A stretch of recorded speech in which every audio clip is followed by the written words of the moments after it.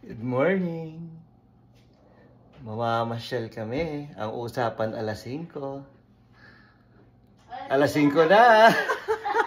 Nagsasaing pa lang. Madilim pa naman kasi oh. Wala pang makita sa labas. Kasi nakatulog kami kagabi mga. Mag 2 o'clock na eh. Naglaba pa kasi si mami.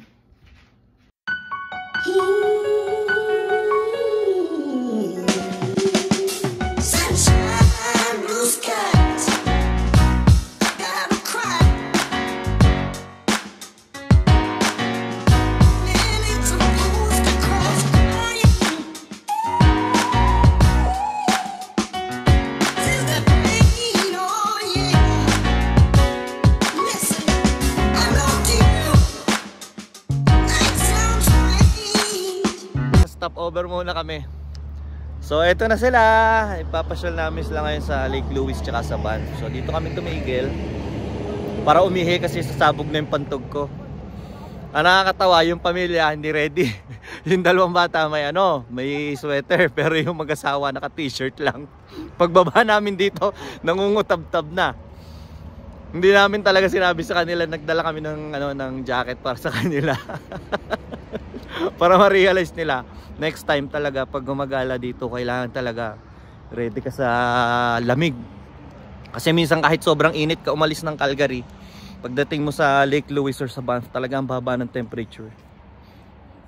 Ngayon alam na nila. Ayan ang mga guwapings ha. Picture ha. Ayan ha.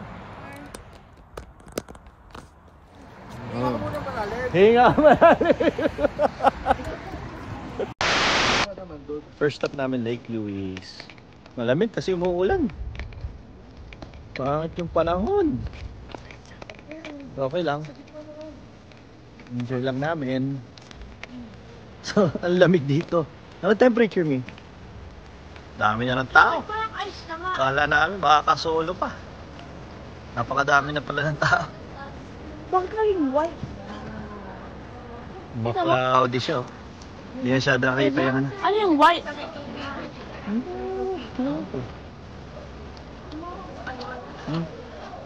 Sulitin ang picture. Nilag tubig, pinil. Itong malamig. Ha? At saka dito, pwede tayo. Isang ano tayo dito. Ay, nadulas ka pa rin. Ayun, magandang background pala. Touch ni Kuya Carl yung tubig. Talaga daw po ang legit na malamig. Legit bang malamig? Ano, malamig ba? Opo. Mga pinks, oh. Most serious to the silly. Most silly. Unti-unti na lang nararamdaman yung masakit sa kamay.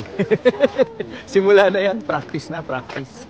Para sa papalapit na winter. Napaka-gloomy ng weather ngayon, guys. Gloomy weather. Pero ang ganda pa rin. Pagdating na winter, medyo hindi na mabibigla. Karn, basa ka yung fresh dali. Nag-invento ka lang eh. Pabalik na kami. Ganun lang, ang $40. Sunod. Napakamahal ng parking. Para ka na rin talaga nagbabayad ng lagi ng entrance, ano? Oo, para ka na nag-entrance. At sobrang limited pa kasi by the time dumating kami alas 8, halos halos wala nang ma-parkingan. Kasi yung dating dalawang spot na parking, isang spot na lang ngayon. Kasi parang under construction or ano. Hindi na pinapagamit yung isang area ng parking, yung doon sa may washroom. Ang nakapark na lang doon kanina nakita namin is yung shuttle. Yung bus. Yung shuttle na papuntang Moraine. Oo, yung papuntang Moraine. Pero lahat ng private cars doon sa mas mataas na parking na lang sila pinapapasok. Kumain muna tayo ng tinapay. Oo, kain tayo sa sasakyan na. Yung mga rocks na yan, tinambak lang nila. Chichibog muna ng mga baon. Kainan muna.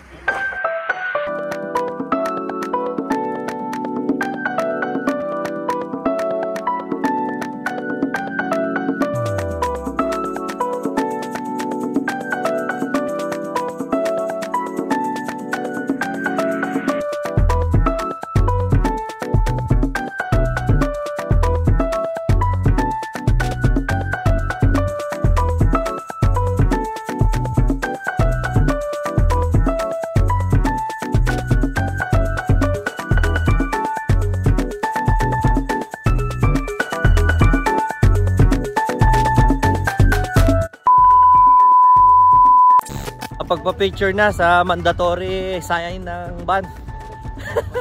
Hindi kompleto ang unang trip kapag hindi nagpa-picture sa Banff sign. At we're here in Banff. Maglalakad-lakad muna kami na mabawasan ng calories. Na makaburn ng calories. Yun. Ang ganda na ng weather. Kanina sa Lake Louise sobrang maulan at gloomy. Ngayon dito maganda na. Ayan na. Mag-long cut tayo, doon tayo duman. Lakarin muna namin si Bea. Lagi na lang karga eh. Sila oh, naglalaro. Wala. Sayang, hindi ko na video. Galit na siya sa basurahan. Ayaw mo kasi.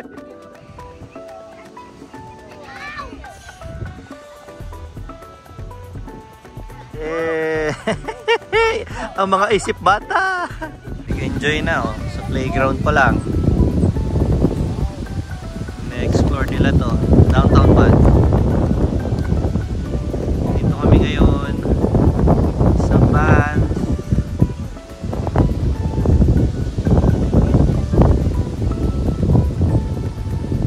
Enjoy din si Bea eh. Hindi pa na yung takbo eh.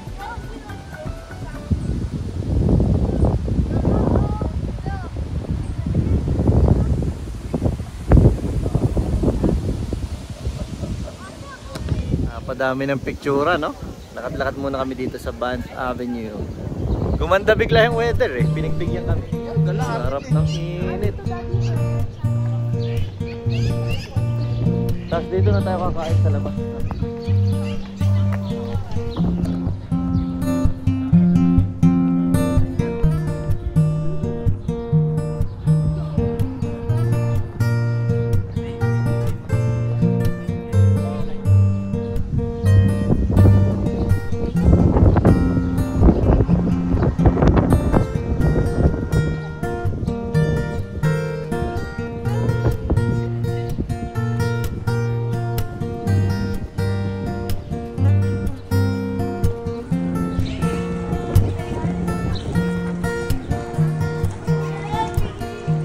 Gusto magkape, hindi pa nakatuloy magkape. Tinanghali na. So ngayon naglalakad kami na papunta ng Tim Hortons. Kakape muna. 9 minutes away. Kahit mainit na. Anong oras na ba? Mga 9, almost 10 tanghali na eh, no? Baka magsasunod siya. Magkakape muna daw. Lamig. Salted caramel.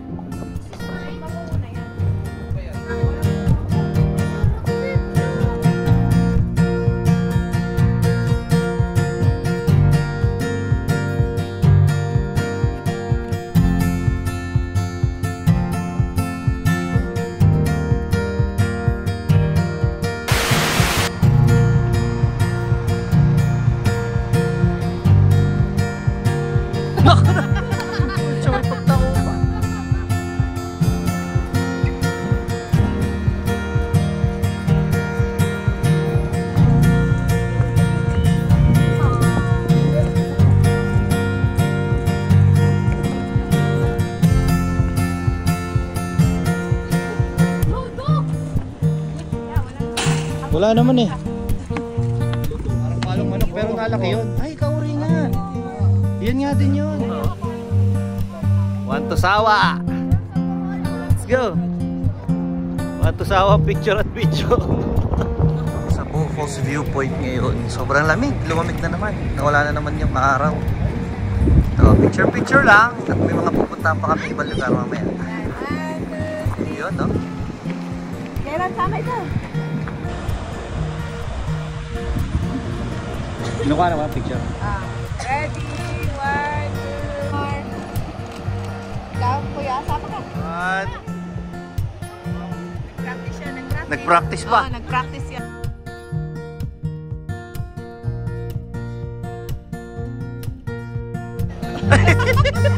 Daan naman kami ng Cascade Funds bago umuwi. At dito kami kakain ng Beaver Tails. Nagtataka ako eh, hindi masyadong ganun kadami ang mga tao sa Banff tsaka dito sa mga lakes. Kasi dito, nakachempo pa kami. Meron pang available na table. Makakapwesto kami dito.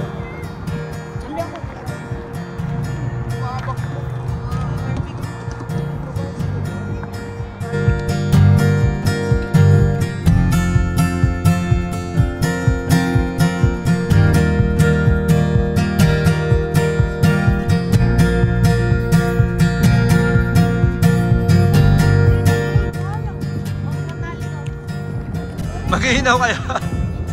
Ayos ah. Sa tubig ang hinawan? Sobrang amos kasi kainin dito guys yung beaver tails eh.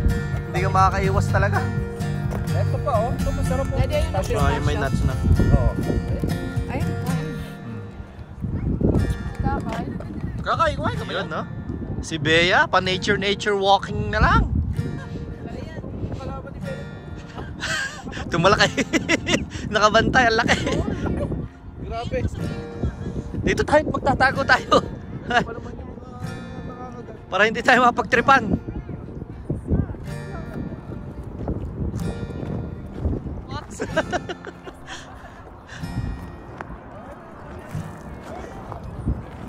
Tingin sa daan.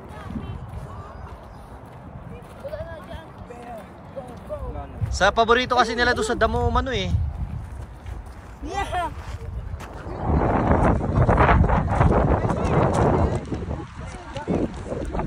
Nandoon, nakatakip doon. Ah, okay. Yun. Nung sa vlog namin, kung nakita nyo, si Lola ba, sinama din namin dito dati. So, parang remake. Sarap kasi dito masyal eh. Lakad-lakad lang, ganyan. Enjoy. Habang nagpa-burn ng calories. Tapos ang background nyo, ganda. Massive na.